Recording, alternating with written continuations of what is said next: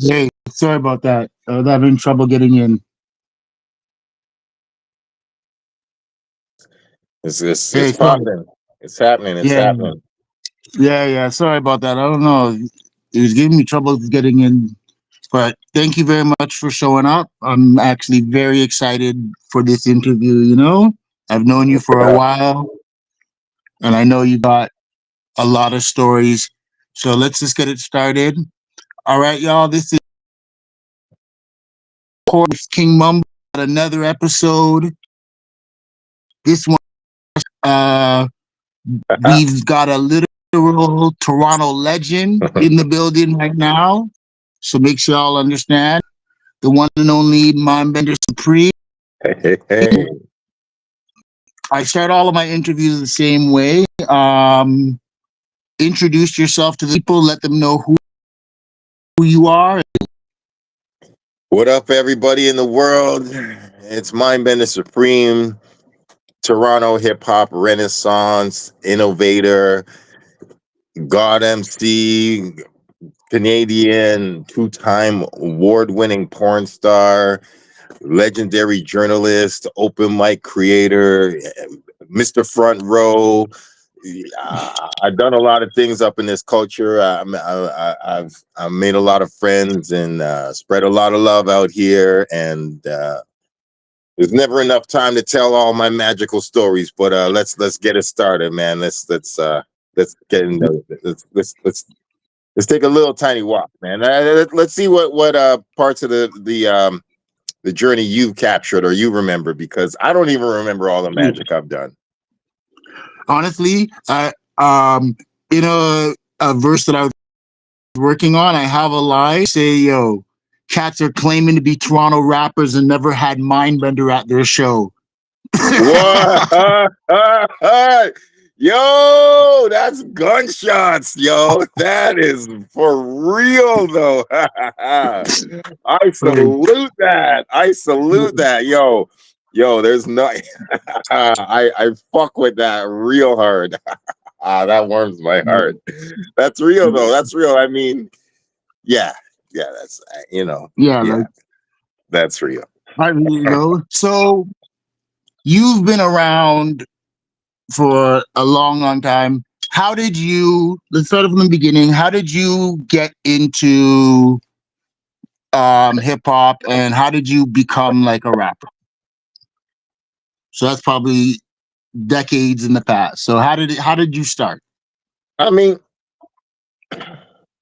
I got into hip hop actually through breakdancing. I didn't even start as a rapper. My big brother was a breakdancer, and my big brother was in Edmonton's biggest breakdancing crew, and they actually battled Rocksteady Crew when Rocksteady Crew came out to a venue called Sports World in 1984, 1985. Ooh. So like, yo, it was like before, like rapping wasn't even the thing everybody wanted to do. It was Mhm. breakdancing. And if you couldn't dance, yo, you were a whack. And like, Yeah. yo, like people don't even know, like rapping used to be like the third most popular. It was like you were really ill if you could dance, and you were really ill if you had like art graffiti styles. But like rap, yeah, whatever. That's cute. It wasn't anyways, so this was the beginning, and I wanted to dance out in Edmonton, and I still love dancing. I dance like crazy. This is part of the reason that people like to see me at shows. So um yeah, man, that's where it all began.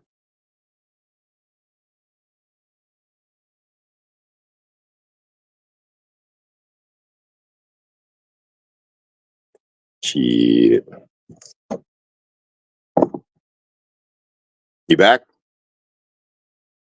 So you started out at dancing, and when did it go over to the rapping? I was listening to, I mean, I gotta be honest, one of my very first loves, I mean, I was listening to The Message. I was also listening to Rapper's Delight. I was listening to hip hop and Mm. all the records back in the early days. One of my very first favorite rappers is Cool Mo D, though. Like Cool Mo D and Wild Wild West was a major song in my childhood. Yeah. And then I moved on to like Run DMC. Run DMC was massive for me. LL Cool J was massive. Bad was my first full album that I really listened to. Ice-T was major, major, major for me. Power and Ryan Pace were big. But I have to say, I didn't really take rapping seriously and didn't think that I could be a rapper until I heard Public Enemy. It takes a nation of millions to hold us back.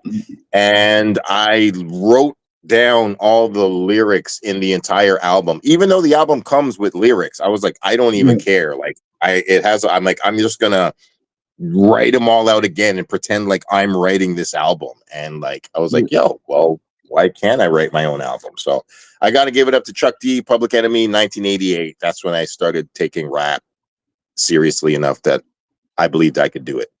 So Okay.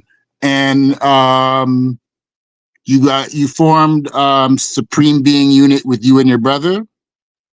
yes, sir. Yes, sir. Yeah, man. Yeah, we just been rhyming the whole time. We started around the same time, and yeah, man. So that's another thing. God bless my brother's spirit, man. I will continue on the memory of Supreme Being Unit forevermore as long as I walk this earth. So I don't know if you heard. I don't know if you heard. Did you know that he passed away last July 7th? No, I did not. I'm sorry to hear that. Yeah, he did.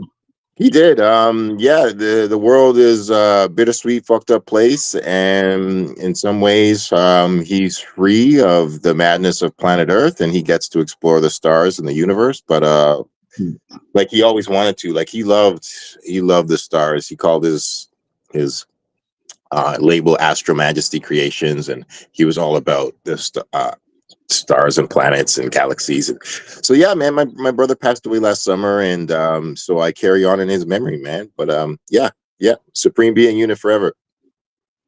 Yeah, man. Honestly, I remember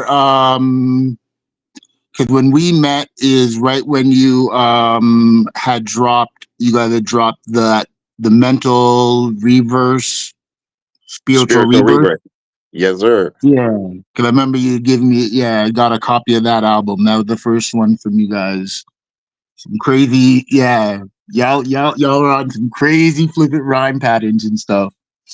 So, Still are, still are. Ain't a damn thing changed. No, like when you that's the dope thing. When you do experimental music, it's there forever. So we were doing stuff in '97 that some cats kind of still haven't approached yet in hip hop, and we to some people in Canadian hip hop, they don't know who the hell we are, but to other people in Canadian hip hop, they know that we were actual innovators and legends and pioneers. And I mean, the truth is, like, I didn't get played on much music and still hadn't to this day, but we were getting reviews out in Japan and Brazil and Amsterdam, and they were like, yo, this SBU shit is fucking crazy. And like Chuck D was bigging it up, and LP, like I had my heroes listening to my album, even though most of Canada, half of Canada, a lot of Canada had no idea about SBU. So that's life. and guys, were also a pretty solid rap collective around Yeah, yeah. Which one are you talking about? Next track? that. Nextra, yeah. Yeah, Nextra's the homies, man. Yeah, Nextra. It started in Ottawa, and a lot of them still live in Ottawa. But yeah, that's first rhyme crew. First show was actually in Ottawa, not Ottawa. It was at the border of Ottawa and Quebec in Hull, Quebec. But we all performed at the Thunderdome, and KRS-One went there. Couple other rap groups went there. Not too many, but some rap groups went there. Ottawa had a little. It has a hip hop scene. Yeah. But I Yeah, they came from still like kind of do with the battle rap and stuff. yeah. So, Shout out to Bender. But yeah, you're right. This was. with I just want to quickly say it was in the era of organized rhyme and Clarence Gruff and stuff. Those were the first okay, Ottawa rap group. Tom Green's rap group. I used to like Clarence Gruff. I remember that. Clarence Grubb was dope, man. They were real. They were one of Canada's realest gangster rap groups. Like they disbanded because one or two of them got deported and one of them went to jail. And like, yo, like they were not they were not studio gangsters at all. they were they were like from Ottawa, but it was as real as Jane and Finch or any other Toronto shit. Like that's just fact. So yeah. Yeah, shout out to them. I still see one of them, one of the only ones that's still around, Kokomo. So Mo, what up? Yeah, Kokomo runs. He helps run Hip Hop Canada. Oh, okay. You know what? Move to that question. Hip Hop Canada. I've talked to a few other you known, and I want to because I have a little the time in Toronto hip hop of like the late '90s, like early 2000s, like right blew up. That was the time with all Canada and everything. But I Correct. feel now that that era somehow like forgot. I'm like, the Project Bound and to see Tory Lanez and Drake. Like, like, Yo, we were what we did you were say? we were part. Yes, you're absolutely sorry. You talk about what do you want? Do you want to just talk about that era a bit more? Is that what you're saying? Yeah, like yeah, stuff like that because it doesn't get spoken about. But I feel very in Toronto hip hop.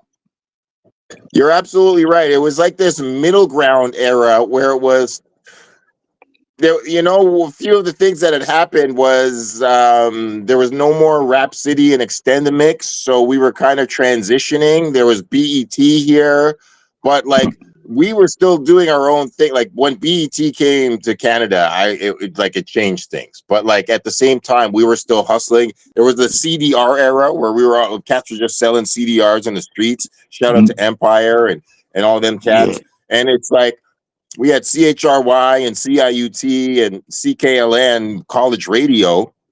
When cats were playing, we had our radio show on Tuesdays. There was Circle Research also. There's Power Move and Master Plan, all these like legendary things. And that era where with the Project Bounce and Riley's was a like legendary jam. And there's a story I like hearing about Riley's where Drake used to talk about. Drake was like, yo, I was 17 and I couldn't get in Riley's. And y'all were partying up in Riley's on Yonge Street. And Riley's is at the top of the Foot Locker where Jane Creba was shot. And like, yo, he's like, Drake was like, I couldn't even get in. Yeah, he's like, I was trying to get in and I wanted to, but I was trapped outside. And we were like wiling the hell out up there on Riley's. And then we'd go to Project Bounce or like there was that other one, the one on Adelaide. Eternia used to always go there. Anyways, there's just that was a really good time, man. That was a really good time. Like so, it's weird. We need more documentaries about that time. We need more like flyers and posters and just people who captured it in any way, shape, or form to just put the media out. Because like I remember telling people like whether you like Tory Lanez or hate Tory Lanez. What I know is I remember 15 years ago, Tory Lanez doing a post telling everybody that after Drake, he's up next. And I remember everybody laughing at him, and he did it. Like, he kind of, he kind of made it. He was like the next one out, kind of. And you have to kind of give respect to that kind of tenacity. yeah, he did something. I thought he was very heavily influenced by the Drake and Weekend formula, but he Yeah. like he had a bit of his own spin on it. and he took it very far. He really did, and then he totally shit the bed and fucked it up. And yeah, like he was in a very privileged position that yeah, man, he just fucked it up. But yeah, no, there was a he had a good run there for quite a few years. But but yeah, there was just that time was a special time in Canadian hip hop. Like, yeah, it was like not the 90s and it was not 2009 and after when Yeah. Drake started really kind of getting momentum. So, yeah, man, it was good here. It's good. So you've had a lot of albums released and a lot of material out there. Do you have a favorite Mindbender or Supreme Being Unit album? Well, no, they're all my babies. Can't really can't really choose a favorite child. You love them all in different ways and different reasons. But I mean, one one thing. Well, for now, I will particularly shout out Journey into Sound, my album from 2018. I did a project with a producer called Peppermint Noise Pollution, and we made a double album that was a fantastic piece of work, and it was a massive undertaking, and it was right before the pandemic, so we like it kind of pandemic obviously fucked up the promotion and the projections for the album, but it's still classic, it's still timeless, it's still really ill. And like I'm just gonna be promoting that, and also like my Rich Kid album. I think I'm one of the illest dudes to ever rap on Rich Kid beats, I gotta say. And my Rich Kid album Jupiter is also really dope. So yeah, man, it's hard to pick what favorite child, right? You love Do your you babies. still do you still perform a lot? Yeah, I'm trying to get back out there. Like I took a break. I took a break at like a year off to just chill after my brother had passed. So um but I'm getting back out there. I'm getting back out there. Like I'm still a powerful performer and I love to rock the mic and but um but yeah, I'm just after the last year's grieving and stuff. I'm slowly getting back out there. But yeah, man, I'll be working this King of Queen Street album because the King of Queen Street album is one of the greatest Canadian rap albums to ever be made. And those who don't know about it should really check it out because ain't no other Canadian rap album in the world got the voices of Chuck D and Shad and Maestro and Cardinal and Socrates and Eternia and beats by Rich Kid and Socrates and Tone Mason and Grassroots. That's that's some Yo, classic names that you got on that. that ain't even Is all the that names, man. That ain't even all the names, man. It's a massive album. It's an epic album, and yeah, man, I'm gonna be working it. is that the album that you have the single with Mishi Me? Well, that we're gonna re-release the album and put that song back on it because that was that we just got that song finished recently, Mm, and we just dropped it on Friday the 13th, just last Friday, and I like that we song. didn't we yeah, pardon me. I like that song. It's Thanks, yo. banging. That song. Yeah, man, just had to do some life music, man. Just a nice vibe for hip hop, man. Just some healthy soul food art, and ain't trying to do something too crazy, but a little funny, fun, good vibe song with Mishy and Scratch Bastard. So and Tough Dumpling. So I'm happy that we all got together and got to make something. So with you having tracks with Mishi, and I know you've had a long connection with Turnia. So with that, like you've kind of had been around some of the best female MCs that we've produced in Canada. What do you Word. think, or what do you think of the newer generation of females and stuff like that? That's a good question. Have you? Yeah. I just went to Keisha Fresh's album release party. Keisha Mm, Fresh is dope. Um, I also really fuck with Havaya Mighty. Havaya Mighty is yeah. sick as hell. I saw Havaya Mighty kill a concert on King Street about a month ago, before Big Frida. Like she just destroyed the stage. Just like, oh, awesome rhyming, great presence, great everything. Just well-rounded everything. There's also a woman from Mississauga, I think. Her name is Double M, and Okay.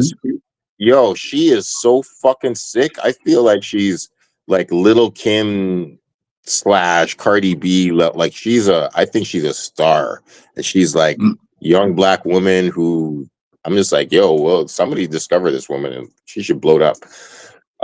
Yeah, man, there's some dope ass female MCs out there, yo, for sure. I fuck with them, no doubt.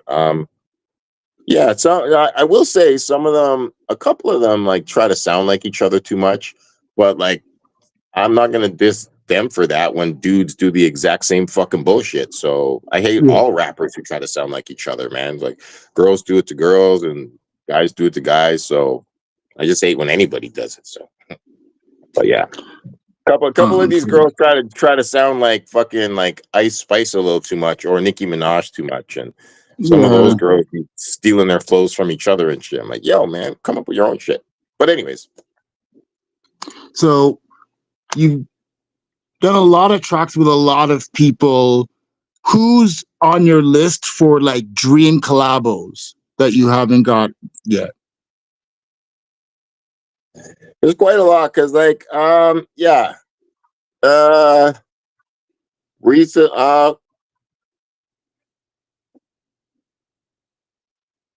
that's good. Well, I'm just gonna leave it like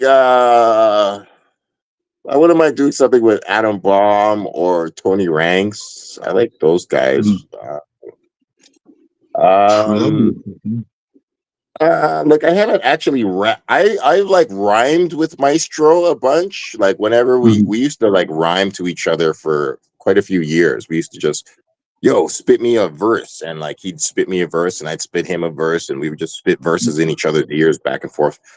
Um but we've never been on a song together. So True. I wouldn't mind doing a song with Maestro before it's all said and done, man, to be honest. But I know he doesn't rhyme as much as he used to, but still, man, his writing is still sick as hell, man. Yeah. He's It still, really is. yeah, I've heard like, yeah, anytime he comes up with new stuff, like he's still got, he's still Yeah, got some lyrics and stuff there. yeah. Okay. I've made, and the last thing I'll say is I've made actually 4 songs with Socrates so far, and he's been on the hook for 2 of them. Mm, But I haven't actually rhymed with Socrates. So Socrates and Cardinal, I would also put on that list. I would love to make a that's really, really like the most hype song of all time with Cardinal Official and Mindbender. yeah. I've always been big on Cardinal. I just his vibe is kind of crazy. Um, Yeah. so a question that I ask all the rappers and stuff like that, and I feel yours will be interesting. Who's your top five? Well, It's not gonna be Canadian. Who's your top five? well, that's the thing, man. When I enter these conversations, I'm like, there's levels to this shit. There's like a global top 5 because there's rappers Yeah. from other places that I fuck with. Um, there's like a Canadian top 5, and then there's like an underground American top 5, and then there's a mainstream American top 5. Because it's like I could talk about, hey man, fucking, I like Nas is my number 1 for sure. Like I'm a Nas disciple for life. So Nas would be 1, and it's like it changes every day, man. Like it's just hip. The thing is, hip hop is way too blessed to kind of Yeah. narrow it down. And I'm way too aware of hip hop to be like, I've got like 10 rappers that I can like lock in, and those are my only favorites. It's like today I'll Mm, say what, like number 5, Black Thought, number 4, Ghostface, number 3, I, I don't know, like Common. Oh no, Common is like number 6 or 7, but he's on the list. Number 3 would be like Andre 3000. Number 2 might be, I don't know, Eminem or Royce the 5'9". I love those guys. And number 1 would be Nas. But like, then I could be like, well, if we're talking about underground dudes, underground, I might say, Lupe Fiasco, AC Alone, Rascas, Killer Priest, and like, I don't know, Aesop Rock, or cats like that. So there's just levels to this shit, man. And I'm aware of way too many rappers to. So like, long story short though, like Nas is always been one of my favorites in every conversation. Always. I'm a Nas head forever. Nas for life. So above all the other wonderful things in hip hop, I can name 50 rappers that I love, but Nas. No, and like I'm always leaving out 10 rappers that I think should be on the list, like Pharoah Monch or Big Boy, or like Lil Ti, or I don't know. There's like lots of ill cats, MF Doom, like so many cats. Honestly, I was very surprised that you didn't name MF Doom. I picked you for an MF Doom fan. This is like, I'm huge on it, and like, if you ask me in 1 day or 2 days, I might start with MF Doom, just because I'd be like, yo, I've been listening to MF Doom so much recently. But I just go through phases with so many rappers, like, so. Okay. And I love Doom. Doom is one of the greatest. Like, but like, I would have mentioned him tomorrow. So, as you know, Mr. Front Row, you're everywhere, wherever hip hop is. So we're gonna go over to the battle rap there, because you kind of became like a local celebrity in that scene, just being at the events and everything like that. And then you actually battled. Yeah. How was that? Yeah. How was the battling? And would you do it again?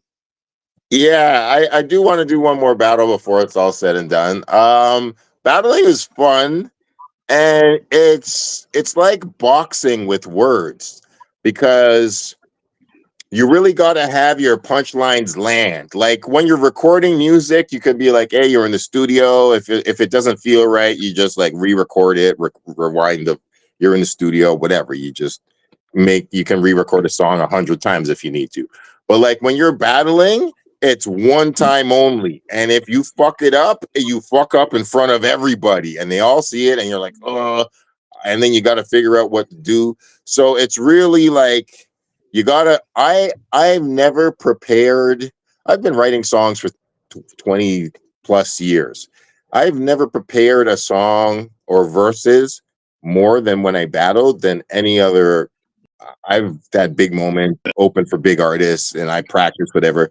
Those battle verses, I went over hundreds and hundreds and hundreds and hundreds of times, and I'm like, it's just one time only I get to deliver it, and then that's it. It stays for life, and in the one recording. So yeah, it feels good though. I mean, there's a moment in the middle of my first KOTD battle where I stop and I look around and I'm like, is this it? Because I was overhyping it to a degree, but once I got there, I was like, you know what? I got this shit, man. I know how to fucking do this. Even though I'm not like, I'm a different type of artist. I'm not like a battle. Some dudes get off on battling. I'm like, I don't get off on battling. I get off on good rhyming more than just battling. But like, I'm like, I could do this shit, but still, you can't take it for granted. What I'm saying is, I could do it, but like, it's not as hard as you think. But if you underestimate how hard that it actually is, you will get fucked up in a battle, and you will forget your bars, or you will underestimate your opponent, and you'll get smoked. So So So you wanted shout out to, to my man, shout out to my man Thesaurus, man. Like that dude is mm, one of the illest battle rappers ever. And to be honest, and shout out to actually R.I.P. Pat Stay. Like I don't go to battles nearly as much as I used to anymore since mm. I actually hung out with Pat Stay the last time he was ever in Toronto, and I got to have like some good moments with him. And then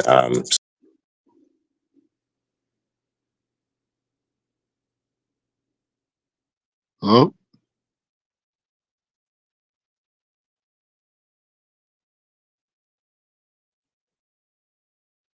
oh, okay. Here he comes. All right, you're back. Hello. yeah, All right. Yeah, yeah. Pat's a person. Literally, I've never met another, especially battle rapper, that seemed to be like universally loved. You know, yeah, like whatever platform, whatever thing. Yeah, you know, like you seem to have a good energy about it. yeah, man. Like in the realist sense, like some there's a couple of these dudes where you meet them and you're like, you know what, man, you're really good at rapping, but you're kind of a dick in real life. And sometimes you kind of make peace with it, and it's okay for them to be a dick. Like, with all due respect, like for instance, there's not too many people, but Lo Pesci is a guy who is like, yeah, you know, he's not like a people person. He's like kind of enjoys getting a bit of a. He's Yeah, like, yeah, I can be a dick, and it's like, word up, man. You know, you don't got to be a people pleaser. Fuck it. But like Pat was just naturally charismatic and just really fucking like heart bigger than the room that he was in, and just he just that was his just nature. Whether he was battle rapping or not, he was just a fucking awesome human being that just like lit up a room. So it was cool to get some memories with him and to see him battle so many times. Definitely seeing him battle Disaster was crazy. yeah. So yeah, man. So, all right. So we're gonna switch topics one more time. So recently, I remember when you were telling me about it. You have switched um, into another industry. You know, because you do so many different things, and you've gotten into film. We'll say. Yeah, yeah, yeah. So, The film how industry, did that? exactly. How did that? How did that start? And what was the like? Was it something you always wanted to do, or something opportunity? How did that go? I'm glad you asked that actually, because it was something I always wanted to do. I started when I was right before I was 36. And the funny thing is, Tom Quinlan of Han Solo Records, dope little independent Toronto rap label. He put out a compilation in 2001 called Cock Dynamics, and Mm-hmm. I wrote a song for that compilation that was called "Fuck Rap, I Want to Be a Porn Star." So I was rapping about it, thinking about it like 25 years ago. Like I was pondering it, and I spent most of my 20s like I never I never was against the idea. I just didn't think it could be real, so I just didn't really explore it. And then at a certain point in my life, I got really frustrated with the ignorance and the lack of sexual maturity in hip hop and the lack of sexual exploration and like the homophobia and ignorance and sexism. I'm like, this is all bullshit, man. We should be like more sexual, and it should be cool to just not be a typical married man or just a monogamous man. Like I like women. I want to have a lot of sex and go to sex parties and stuff. So hip hop was not providing me the space to do that. So I was like, fuck it, man. I gotta like find people who are serious about sexuality, and that's the porn industry. So and I thought about going to California, but then I was like, no, it's not 1992 anymore. Mm-hmm.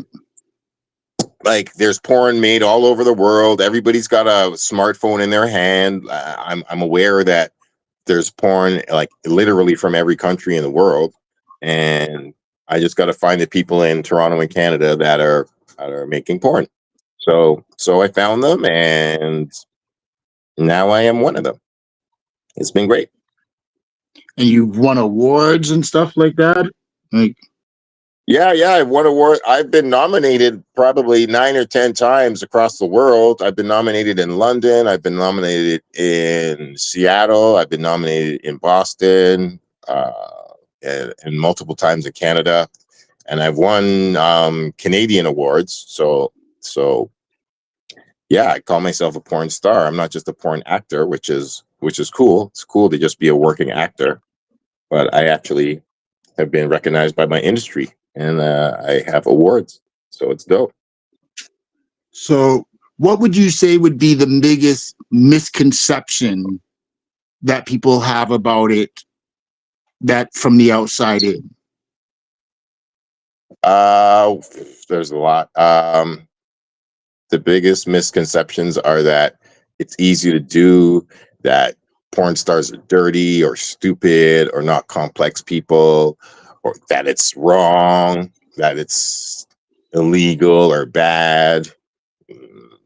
There's a lot of misconceptions that people have. But the one of the biggest ones is that like that porn stars aren't just like you or I. Like they're just regular three-dimensional people that love their pets and like to cook and have their political views, and they're just like anybody else. And the thing is, the difference between porn actors and Hollywood actors, people that they think it's some massive line, but it really isn't. It's a very, very thin line. And there's a couple, like Sylvester Stallone's first time on camera was in a porn movie. Like he Yeah. like there's a few people who have dabbled in various versions of independent film, whether it's porn or really indie film. And the difference between a porn and a regular movie is just like penetration or not, and how much kissing there is. Like there's really not much difference. And what advice would you give somebody who like wanted to start it? Like just research where it is, or you've been doing it like? Yeah, do your homework.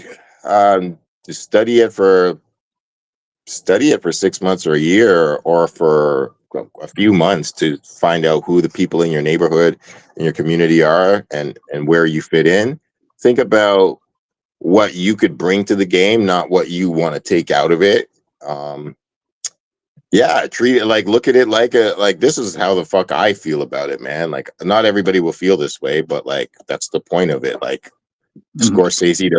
Scorsese is different than Tarantino, is different than fucking like Michael Bay. Like all of them are filmmakers, but they all do it their own way. So like I have my own approach to porn, and I'm like, yo, I do it my way, and I love to satisfy my partners, and there's certain bullshit that I don't do. And well, I don't mean to say it's bullshit, but to me it's like, I don't need to do that in porn because I like to do this.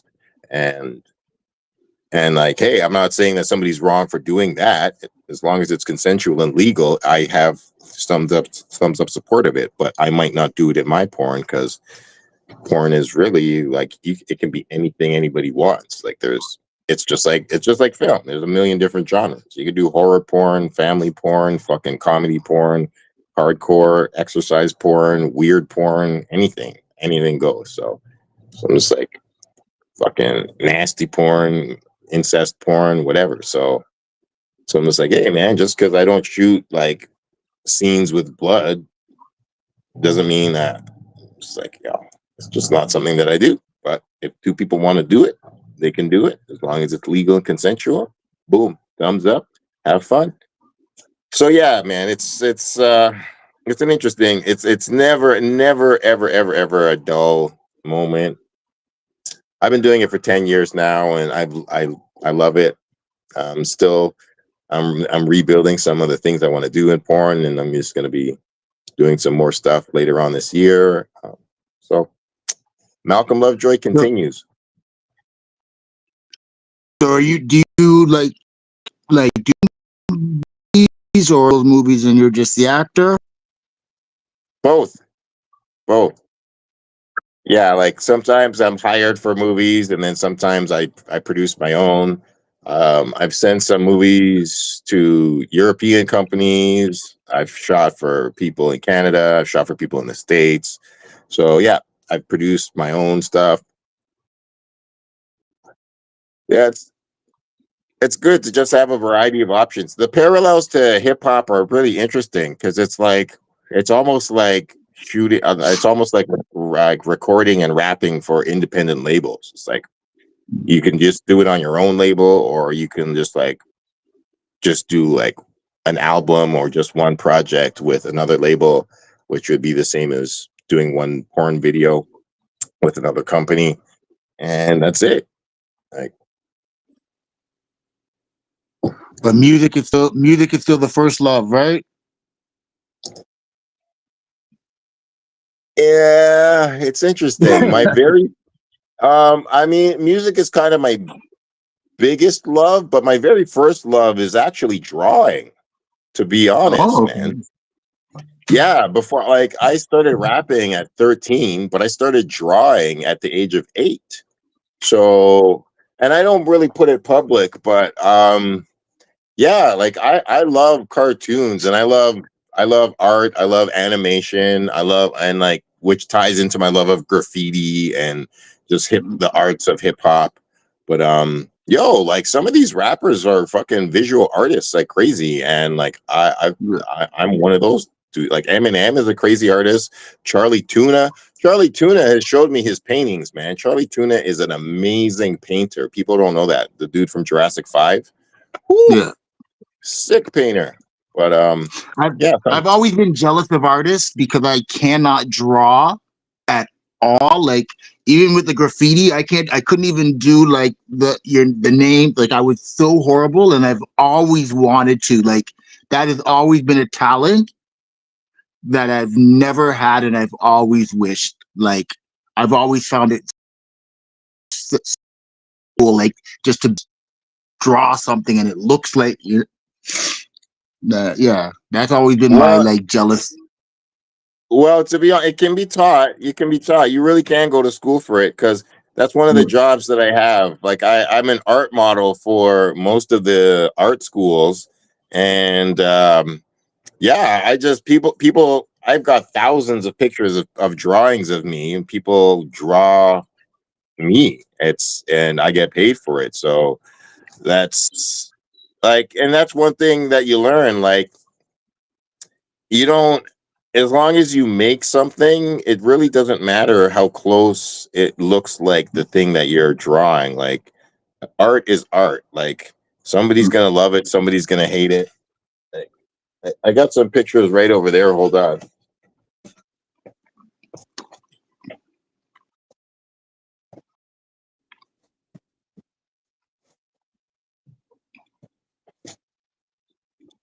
Oh man, hold on.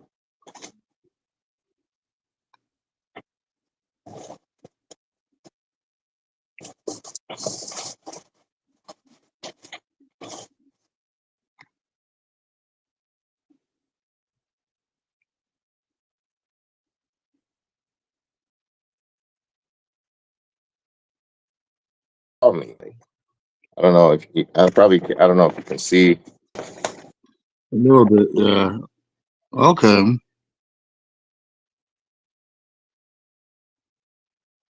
All right. So those Yeah, people just, are other people drawing of you, like yeah, yeah. Other people definitely get. Oh man, I had a big pile of them. I can't remember where they went.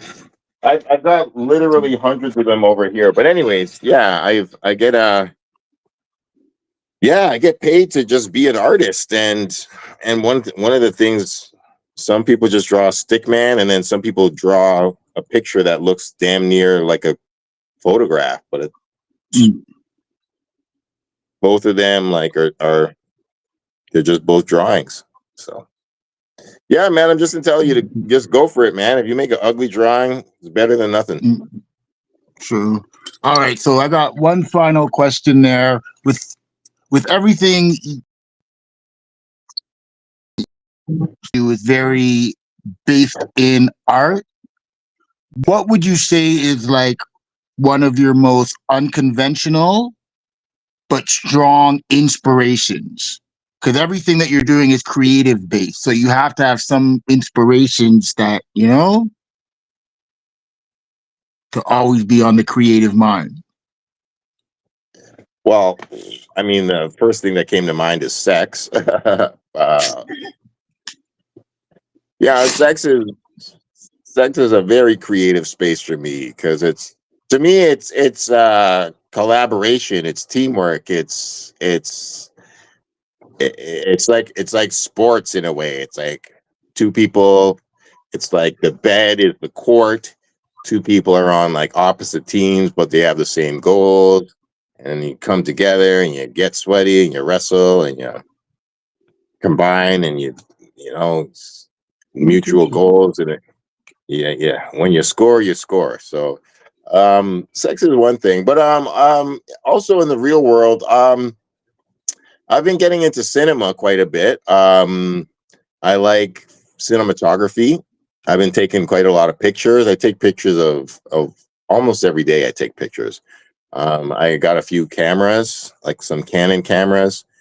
Um, uh, Photography, cinematography. I like documenting things, man. I like capturing history because the truth is, the truth that gets fucked with so much on the internet, man. It's so hard to find like Mhm. real source of the truth.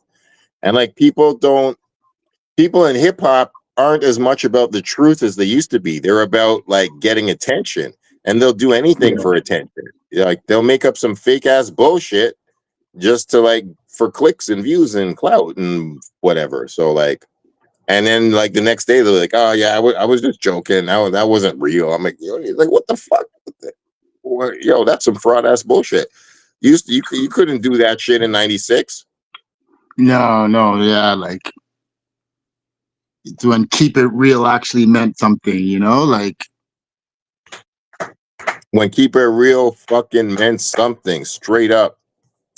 Somebody said we went from keep it real to it's just entertainment, and mm, like for me, it's Rick Ross is one of the biggest fake fucks out there, and I'm like, yo, man, I can't. When I seen him in concert, man. I whatever, man. I ain't a hater, but I'm just like, this mm. guy is a fake. This guy was a fucking cop and well, a correctional officer or whatever. What's the fucking difference? And like this guy used to work for the system. I don't care that Def Jam signed him, and he's got a thick ass voice and like rich ass beats. Like this guy is a fucking fed. This guy's fraudulent. So, well, yeah, that's just how I feel. Whatever, people gonna do what they do, and Yeah, like yeah, a lot man, of like times it's just make once you've made it, you can get away with so much. yeah, and like I'm inspired by this is the last thing. I'm inspired by people who are truly authentic to the ideas inside their own head and heart. Because there's so many people that are just following whatever's popular. And I'm like, I don't care what numbers you got on the internet. If you're just some echo of some other person, like it really doesn't matter how popular you are. But I like seeing somebody who's like, yeah, I don't care. I want to make this ill shit and I'm gonna do it. And I don't care how like if people fuck with it and if they understand it, they do. If not, I don't care. I'm just gonna do this anyway. So I like seeing people who are still creative. And like there's still some cats out there. I'm not gonna hate. But it's less than we used to have, but there's still some people who are Yeah. pushing boundaries. So much. Just tell everybody where they can find you at, where they can find your music, your movies, you know? Word up, man. Well, yo, you can find my music You just definitely go to. You can find my Instagram. It's Mindbender Loves You. And you can find me on Twitter at Mindbender Mind. You can find me Mindbender Supreme on Spotify, Apple, and Tidal. And you can find Mindbender Supreme on Bandcamp. Please listen to Young Veteran, my brand new song with Michi Me and Scratch Bastard. I'm so happy that we got it done and produced by Tough Dumpling out on Type A Records. So that's dropping all over the world all this week, this month. And yo, just Mindbender Supreme. If you just put that in your computer, you will find portals to me. And I'm Yes. out here. Mindbender spreading love. We ain't even done. King and Queen Street is just getting started, and I got a lot more love and history to drop on the culture. And oh yeah, the Malcolm Lovejoy porn. You can definitely get that at Make Love Not Porn. Um, Spit Magazine will be coming back soon. You can definitely just go to if you go to my Wix site, you can find Malcolm Lovejoy escorting inquiries to get answered, and we can make this love happen. Yo, it's a good time to be Malcolm Lovejoy and Mindbender fan. Trust me. So, yo, Mumbles, All right, man. thanks a lot for having me on your podcast, homie, man, and thank you for being open to the hip hop and the porn and all the other good things happening in my life. You a Yeah, real man. one. I've always been a big fan of yours and stuff. Like we met like what? It's been almost 20 years Yeah, it's been back a at little more than Trevor's. that. Yeah, almost 20. Yeah, Yeah, it's almost 20 you're right. years from yeah. Well, man, it's good to see you still out here repping hip hop. And same with me, man. This is our lives, we real ones. And yo, this Toronto shit, like you said, man. Yo, we're definitely gonna be showing like whatever ways we can. We're gonna show those eras of Toronto that people don't know about, like that they Yeah, really got man. enough, like that the before the Drake era and those all those '90s gems that still don't get the love that they deserve. All the G Knights and Marvels and Terror Chases, cats like that. Why Look and real Exactly. ones. It was some great music, man. Yo, straight up, great music, man. But shout out to Conspiracy Forever. I'm an SBU representative for life. Shout out to Nextra, and shout out to all the lovely people that make love to Malcolm Lovejoy. My my porn girlfriend, my porn girlfriend out there. She knows who she is. Blue hair mermaid. She's my angel. And yeah, man, all the ladies out there, Mindbender loves you. All right. Thank you very much, man. Peace out. Hey, thanks a lot, homie. All right, man. All Yo, right. check you later. Later. Peace. Love.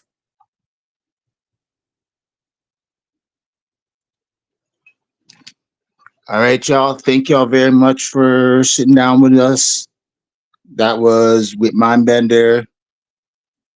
Enough love. We got more interviews. Contact me if you're an artist, entrepreneur in the business and you're looking, to promote your stuff.